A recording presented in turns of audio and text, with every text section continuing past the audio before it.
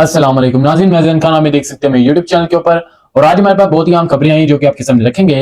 लेकिन खबरों की तफसीलात की तरफ चलने से पहले आपको याद दिला दें कि अगर तो आपने इस चैनल को सब्सक्राइब नहीं किया तो जरूर कीजिए, ताकि आप हमारी आवाज को मजबूत कर सकें और ये दूर तक जा सके। आज काफी सारी खबरें हैं और जितनी भी आज हमारे पास खबरें हैं बहुत ही शानदार और खुशखबरी वाली खबरें हैं।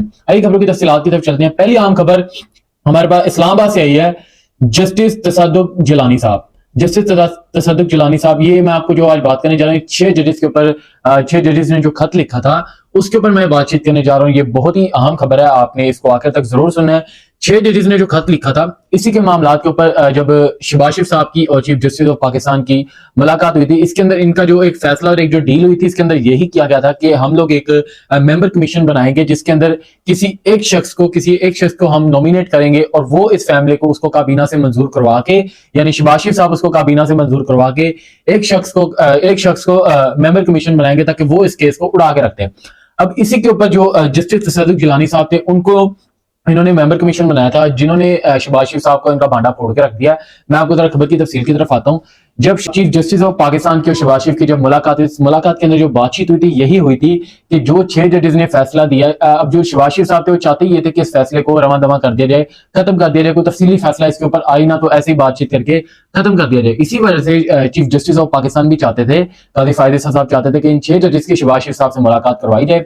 और जब इनकी मुलाकात हुई थी उसके अंदर एक ही पिटीशन, एक ही बात दायर की गई थी, एक ही बात वाजे की गई थी कि जो 6 जजेस के फैसले हैं इसके ऊपर किस तरीके से इसको रवादारा करना है। इसके ऊपर जो असल तफसीली इन्होंने बातचीत अपनी की, एक मेंबर कमीशन बनानी थी इन्होंने जिसको हुकूमत ने नॉमिनेट करना था। यानी कि हुकूमत ने किसको नॉमिनेट किया? हुकूमत ने जस्टिस तसद्दुक जिलानी साहब को नॉमिनेट किया, जिसके अंदर जब जस्टिस तसद्दुक जिलानी साहब इसके अंदर आए, नॉमिनेट किया, जब लोगों को पता चला इस बात का कि ये मेंबर नॉमिनेट हो चुका है इसके अंदर, तो इसके ऊपर तकरीबन 300 से ज्यादा इंडिपेंडेंट वकला 300 से ज्यादा इसके ऊपर इंडिपेंडेंट वकला लाहौर बार काउंसिल के, सिंध बार काउंसिल के, पंजाब माजरत के साथ पंजाब नहीं तो पंजाब बार काउंसिल ने तो पहले ही मक्खन लगा दिया था उन्हें, तो लाहौर बार काउंसिल के 300 इंडिपेंडेंट वकला ने और सोशल मीडिया के भी कई लोगों ने इसको मानने से इनकार कर दिया था। और इसके बाद जब यह खबर तसद्दुक जिलानी साहब को पहुंची तो उन्होंने इस मामले के ऊपर एक खत लिखा था चीफ जस्टिस पाकिस्तान को, शहबाज शरीफ को, जिस खत के अंदर उन्होंने ये लिखा था कि कौम इस फैसले को तस्लीम नहीं कर रही, लोग इस फैसले को तस्लीम नहीं कर रहे, तो मैं भाई इसके अंदर से निकाल रही। यानी उन्होंने खुद साइड पे हो गए और उन्होंने भी शरीफ साहब को और काजी साहब को तुम के रख दिया। अब इसके ऊपर जी जब काजी फायदे साहब ने जी उन्होंने तो कहा जी, उन्होंने कहा पहले भी इतना गंदे गंदे काम किए, चलो और कर लेते हैं। उन्होंने ये नहीं सोचा कि चले इतनी बेइज्जती हो चुकी है तो चलो मैं इस काम को थोड़ा ब्रेक कर लेता हूं, हम इसके ऊपर तफसीली आईनी तरीके से फैसला सुना देते हैं। लेकिन काजी फायद साहब ने वही घटिया फैसले सुनाए जिस तरीके से वो करते आए हैं, गंदे गंदे काम माजत के साथ, लेकिन वो हरकतें ही ऐसी करते हैं। तो काजी फायद साहब ने एक नया बेंच तश्कील दिया जिसको सोशल मीडिया पे हम देख रहे हैं, हम ख्याल नाम से ये बेंच तश्कील दिया गया। अभी जो बेंच तश्कील दिया गया था इसके अंदर कितने लोग थे मैं आपको इस चीज की पहले वजाहत कर दूं। इसके अंदर जो लोग आ रहे हैं इस बेंच के अंदर, मैं उनके नाम लेता हूं आपके सामने। इसके अंदर जस्टिस मंसूर अली शाह, जस्टिस याया अफरीदी साहब, जस्टिस मंदो खेल साहब, जस्टिस मसरत अलाली साहब और इस वक्त जो सुप्रीम कोर्ट के जूनियर जस्टिस हैं नईम अख्तर अफगान साहब, ये तमाम तर लोग इसके अंदर ऐड हैं। अब इसके अंदर 2 लोग ऐड नहीं है, जस्टिस मुनीब अख्तर साहब, जस्टिस आयशा मलिक साहिबा, ये 2 जस्टिस आदमी हैं, इनको इस बेंच के अंदर नहीं लाया गया। अब ये बेंच भी तकरीबन वैसा ही बना है जैसा कि हमने आपको अपने पिछले चंद दिन पहले व्लॉग में बताया था, जो फौजी ट्रायल का इन्होंने बेंच तश्कील दिया था, जिसके ऊपर हमने आपको 2 दिन पहले बता दिया था कि पीर को क्या इसका तफसीली फैसला आने वाला है। लेकिन आपने देखा था क्या फैसला आया था, उसको लालम करार दे दिया और वो तमाम लोगों की जिंदगियां तबाह कर दी गई। अब इसमें भी हमारे तज्जिए के मुताबिक, हमारे जराये के मुताबिक हमें यही नजर आ रहा है कि जो ये बेंच तश्कील दिया जा रहा है, अब इसके अंदर काजी फायजिसा साहब का खुद आना बनता ही नहीं था। काजी फायजिसा साहब का इसलिए आना नहीं बनता था, जब 6 जजेस ने इस चीज का फैसला कर दिया था, उन्होंने अपने खत में बता दिया था कि ये तमाम तर गंदे गंदे काम हमारे साथ किए गए, इस तरीके से कैमरा से वीडियोस हमारी बनाई गई और हमें ब्लैकमेल किया गया, तो इनका आना बनता ही नहीं था। ये 2 मिनट का केस था कि हम इसको उड़ा के और साइड पे कर सकते थे। लेकिन काजी फायजिसा साहब ने अपनी एक्सटेंशन के लिए लोगों की टांगे तोड़ के रखनी है, तो उन्होंने अपनी एक्सटेंशन के लिए हर तरह का गंदा गंदा काम करना है। अब बुध वाले दिन वेडनेसडे को इसकी समाअत होनी है, वेडनेसडे को इसकी समाअत होनी है, लेकिन इसके अंदर इस्लामाबाद बार काउंसिल ने, लाहौर बार काउंसिल ने, सिंध बार काउंसिल ने, तमाम लोगों ने इसके ऊपर बड़ी बड़ी जबरदस्त किस्म की तकरीरें की। लाहौर के अंदर एक कन्वेंशन हुआ है, वकला कन्वेंशन, जिसके अंदर सलमान अकरम राजा साहब मौजूद थे और कराची से सदर आरिफ अलवी साहब आए थे और कई हमारे पार्टी के लोग थे, माजत के साथ जिनका नाम नहीं मैं ले रहा क्योंकि मुझे याद नहीं है तफसीली तौर पे। तो इस वक्त कई लोग आज कन्वेंशन के अंदर मौजूद थे और वहां पे वकला बार लाहौर बार काउंसिल के अंदर कई लोगों ने भरपूर शिरकत की और उन्होंने ये फैसला दिया कि हम जो सदर आरिफ अली साहब का कहना था, उनका कहना था हम इन 6 जजेस के साथ डट के खड़े हैं।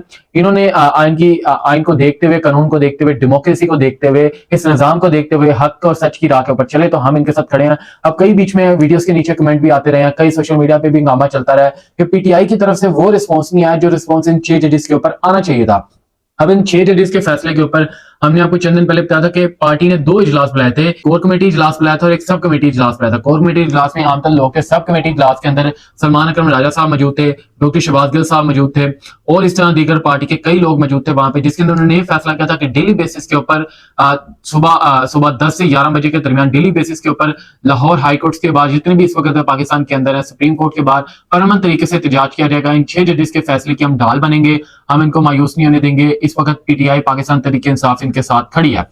अब इसी के ऊपर जो हमारे पास सब कमेटी के अंदर जो लोग थे, खालिद खुर्शीद साहब थे, जमाल खान साहब थे, फिरदौस नकवी साहब से, फिर नकवी साहब थे कराची से, डॉक्टर शहबाज गिल साहब थे और कई लोग ऐसे थे बीच में इसके अंदर जिन्होंने ये फैसले अपनी पिटीशन से इसके अंदर दायर की।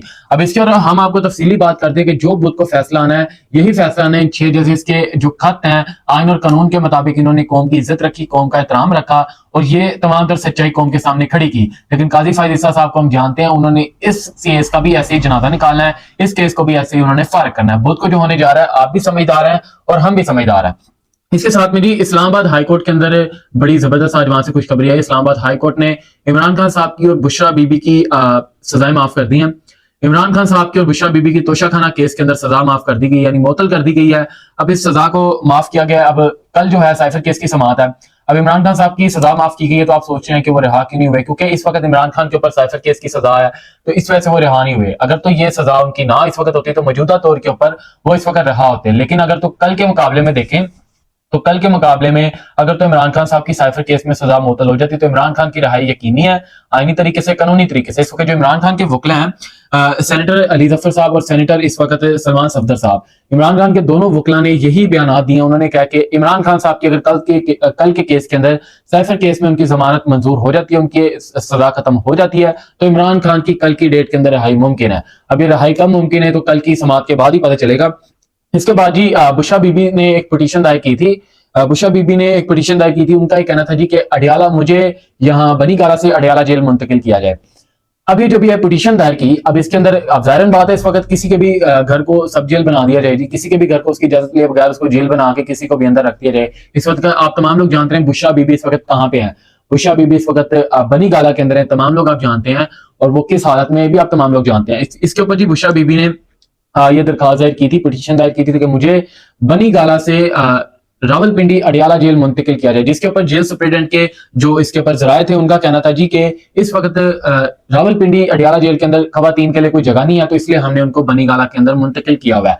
इसी के ऊपर जब इसकी समाअत हो रही थी तो उसके दौरान ही जो जस्टिस गुल हसन साहब ने इस चीज का पूछा कि जब उन्होंने इस तमाम तर केस को देखा, उन्होंने देखा कि 141 नई औरतें जो इस वक्त 141 नई औरतें इस वक्त जेल के अंदर नई मुजरिम दायर की गई हैं। नए मुजरिम इस वक्त 141 रावलपिंडी अडियाला जेल के अंदर मुंतकिल हुए हैं, तो एक औरत की बुशरा बीबी की जगह क्यों नहीं बन सकती। वहीं पे जेल सुप्रीडेंट भी मौजूद थे, तो वहीं पे जी जस्टिस साहब ने जी उन्हें घेर लिया, उनको पकड़ लिया। तो खैर उनसे जब वहां पे सवालात हुए तो उनके पास कोई जवाब नहीं था कि जब 141 लोग जेल के अंदर मुंतकिल हो सकते हैं तो एक औरत की क्यों नहीं जगह बन सकती। ये भी एक सवाल बनता है, इस सवाल के अंदर भी कई सवालात आते हैं। इसके साथ ही एक और बहुत ही आम खबर है, हमाद अदर साहब मंजर आम के ऊपर आ चुके हैं। उनकी 30 दिन के लिए फांसी जमानत मंजूर हो चुकी है। उनके ऊपर भी तमाम कई दहशतगर्दी के केसेस आते, कई केस आए थे जिसकी जमानत उन्होंने पिशावर हाईकोर्ट से ली है। पिशावर हाईकोर्ट से हमाद अदर साहब ने जमानत अपनी ली है। 30 दिन के लिए उनकी फांसी जमानत मंजूर हो चुकी है। और इसके साथ में जी फवाद चौधरी साहब की इस्लामाबाद हाईकोर्ट से इस वक्त नैब के अंदर उनकी भी जमानत मंजूर हो चुकी है। अब आप सोच रहे हैं कि फवाद चौधरी का नाम लेना नहीं बनता था, लेकिन क्योंकि उनकी बेगम साहिबा ने इतने धरने वगैरह दिए, इतना शोर शराबा किया, तो उनका नाम लेना तो बनता था भाई थोड़ा बहुत। कि इस वक्त अगर आप देखें तो आज से तकरीबन 9 मई के दिनों में, 9 मई से पहले देख लें, फवाद चौधरी जब गिरफ्तार होते थे, जब वो हक और सच के साथ थे तो कौम उनके लिए निकलती थी। लेकिन आज कौम उनके लिए नहीं निकल रही, क्योंकि वो हक और सच के साथ नहीं है। उन्होंने हक को ठुकराया, सच को ठुकराया, लेकिन वो इस वक्त गंदे रास्ते के ऊपर चढ़े हैं, तो इसलिए आज सड़कों के ऊपर जलील हो रहे हैं। तो नाज़रीन, ये बहुत ही आम खबरें थी और आज की खबरें भी बहुत हमारे पास अच्छी थी जो कि हमने आपके सामने रखी। यहाँ पे आप मुझे इजाजत दें। आपका मेजबान मोहम्मद ज़ैन खान, अल्लाह हाफिज़।